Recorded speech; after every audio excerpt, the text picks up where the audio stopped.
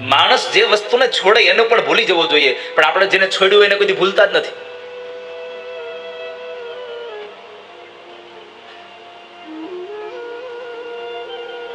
હવે નાનો એવો ખાલી ઓલો તમાકુનો માવો ખાલી મૂકી દઈએ, એ છોડી દઈએ તો આખા ગામને કહેતા આપણે માવા છોડી દીધા ને, આપણે માવા છોડી દીધા ને.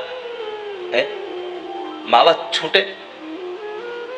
ખાલી કેવા પૂરતા છૂટા છે, સમાજને બતાવવા માટે છૂટા છે, હજી મનમાંથી નથી છૂટા. રાજા ભરતુહરી બધું મૂકીને ગયા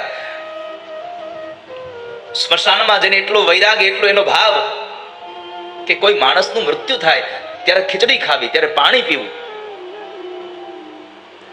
અને 3 મહિનાના સમય પછી જ્યારે ભગવાન શિવ અને ભવાની આવ્યા એક ભિક્ષુક બનીને, યાચક બનીને, અમને બહુ ભૂખ લાગી છે, 3 મહિના પછી ભોજન મળતું હતું, એ ભોજન આપી દીધું, પાણી આપી દીધું. અને પછી ભગવાને વખાણ કર્યા કે ભાઈ ધન્ય છે હો તમારા ત્યાગને, તમે તમારી ભૂખને ન સંતોષીને અમારી ભૂખ સંતોષ દીધી, આ તમે ત્યાગ કરી દીધો, ધન્ય છે. અને ત્યારે શું બોલ્યા ભરતુહરી કે ભાઈ આ ખીચડીને પાણી શું વિષાદ, હું તો 92 લાખ માળવાનો ધણી, એ 92 લાખ માળવો મૂકીને અહીંયા આવ્યો છું. પછી ભગવાને ભવાની કીધું, જો ભવાની આ બીમારી છે, મૂકીને આવ્યો પણ હજી ભૂલ્યો નથી. આ સંસારમાં માણસ મૂકી દે છે પણ ભૂલતો નથી.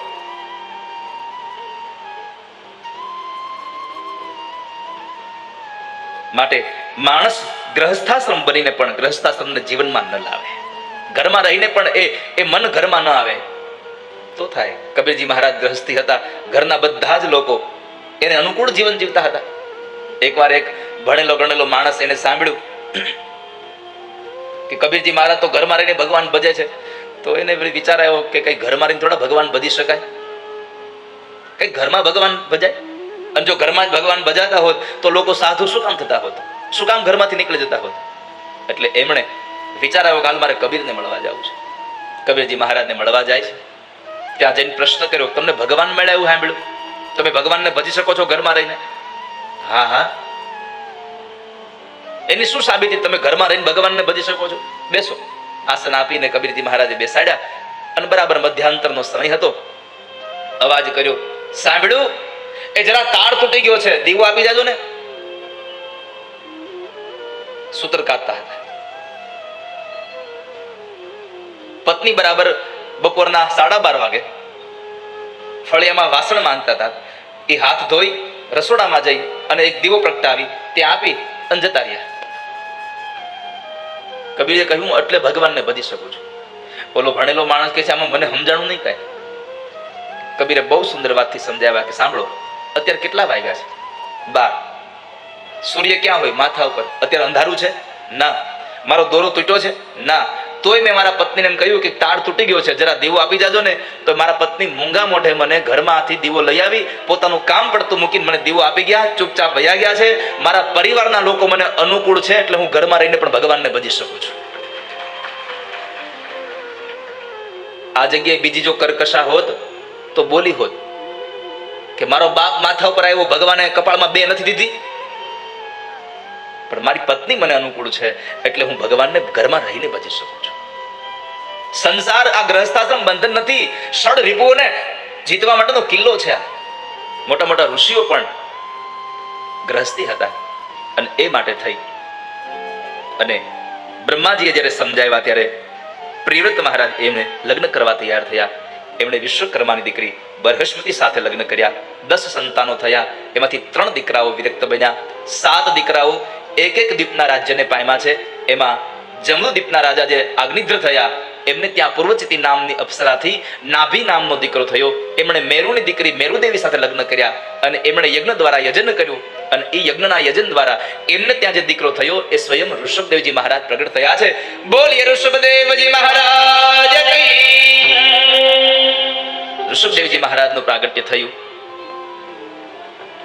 ઋષભદેવજી મહારાજ આમ તો જોવા જઈએ તો નિવૃત્તિનો માર્ગ બતાવવા માટે, નિવૃત્તિના કાળમાં માણસે શું કરવું જોઈએ, સૌથી મોટી વાત તો બતાવવા એવા છે કે ઋષભદેવજી મહારાજ મસ્તીથી જીવે, મજબૂરીથી નહીં.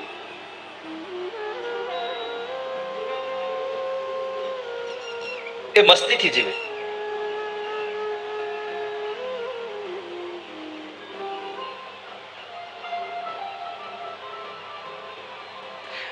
ઘણી વખત લોકો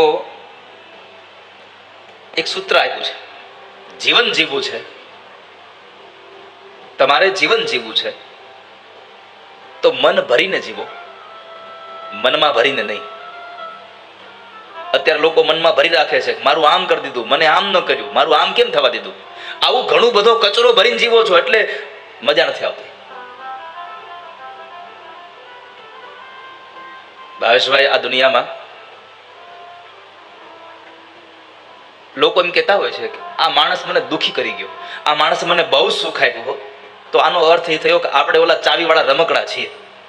કોઈકને મજા આવે, ચાવી ભરે ને રમે અને પછી પાછા નાખી દે. આ દુનિયામાં તમને કોઈ દુખી પણ નથી કરી શકે એમ, આ સંસારમાં તમને કોઈ સુખી પણ નથી કરી શકે એમ. તમારી જાતે જ તમે દુખી થાઓ છો ને તમારી જાતે જ તમે સુખી થઈ શકો છો.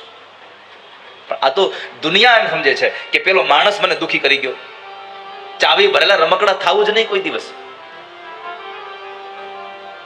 જે દિવસે તમે ચાવી ભરેલા રમકડા બન્યા તે દિવસે દુનિયા મજા લેશે, યાદ રાખજો. ખબર પડી જશે કે આને, અને દુનિયાનો નિયમ જ છે, તમને અહીંયા ગુમડું થાય અને તમે એમ કહો ને કે મને અહીં દુખે છે એટલે દબાઈ કે અહીં દુખે છે. જ્યાં દુખતું હશે ને દબાઈને પૂછશે અહીં દુખે છે. આ દુનિયાનો નિયમ છે તમારી દુખતી રજગ ઉપર હાથ મૂકવાનો. એટલા માટે આ સંસારમાં મજબૂરીથી નહીં, મસ્તીથી જીવો. જ્યાં પણ તમે જાવ રહ્યા છો તમે તમારું જીવન એવા માર્ગ ઉપર ચલાવો,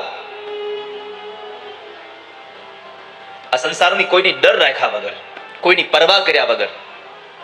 પણ એક નિયમ રાખો હો કે મારો પગ હંમેશા વિચારીને પડવો જોઈએ. નથી બીક કોઈની મને આ જગતમાં, ફક્ત એક મારા પ્રભુથી ડરું છું. ભગવાન સિવાય મને કોઈનો ડર નથી આ સંસારમાં. અને મેં તો હંમેશા કહ્યું છે કે જગતને રાજી કરવાના પ્રયત્ન છોડી દેજો. રાજી કરવા છે તો જગદીશ્વરને રાજી કરો. ઠાકોરજી રાજી થાય એટલે દુનિયા આખી રાજી તમારા ઉપર થશે. એ કેવળ પ્રભુને રાજી કરો, ઈશ્વરને રાજી કરો. તમે જુઓ, સંતો પોતાનું જીવન જીવે,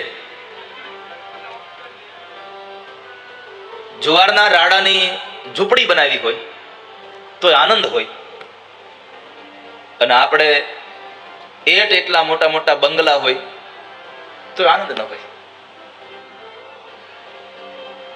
જો આનંદ સંત ફકીર કરે वो आनंद नाही अमीरी में. કેમ તો કહે છે સુખ દુઃખ में समता धान રહે.